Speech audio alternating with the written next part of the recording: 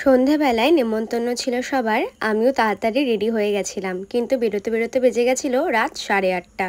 গিয়ে তো প্রথমে আমি দাঁড়িয়েছিলাম অনেকক্ষণ, তারপর আমাকে নিচে পাঠিয়ে দিয়েছিল। কিছুক্ষণ বসে থাকার পরে গেলাম এবার উপরে। রুমে ঢোকার পরে আমার তো হাসিই থামছিল না এত সুন্দর একটা সারপ্রাইজ দেখে।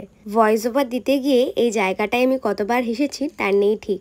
আর এই ফুলের বুফেটা যে এত সুন্দর ছিল আমি ধারণাই করতে পারিনি এত সুন্দর সুন্দর সারপ্রাইজ আমার জন্য রাখা ছিল। কেক কাট করার পরে সবাইকে একটু একটু করে খাইয়ে দিচ্ছিলাম, আর এই যে আমি একটু ঢং করে নিলাম। এরপর সবাই একে একে আমাকে গিফট দেওয়া শুরু করলো। প্রতিটা ভিডিও টুস্কিদি করেছিল, ও না থাকলে হয়তো ভিডিওগুলো আমি পেতামও না। পৃথ্বীদাও প্রচুর ফটো তুলে দিয়েছে, কিন্তু সেটার ভিডিও আর করা হয়নি। আর এই গিফটটা দিয়েছিল আমাকে সায়নদা।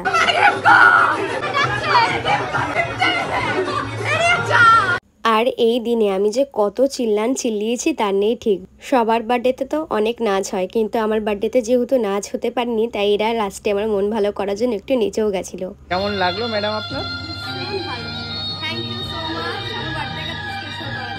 সবাই চলে যাওয়ার পর শুধু আমরা দুজনাই ছিলাম, আর আমি একা একাই পাগলের মতো নাচ করছিলাম। আমার বাবা যেহেতু যেতে পারিনি, তাই শুভই সবকিছু দায়িত্ব নিয়ে করছিল। এই দিনে আবার এই পুচকিটারও জন্মদিন ছিল, তাই আমরা রেস্টুরেন্টে বসে আর কিছুই খাইনি, এখানে এসে খাওয়া দাওয়াটা সেরেছিলাম। আর এই চিকেন বিরিয়ানিটা খেতে ভীষণই ভালো হয়েছিল। খাওয়া দাওয়া শেষ করে এবার আসছিলাম বাড়িতে। আমার এই 21 বছরের বার্থডেটা কিন্তু এবার ভালোই গেল। তো এইটুকুনি, টাটা।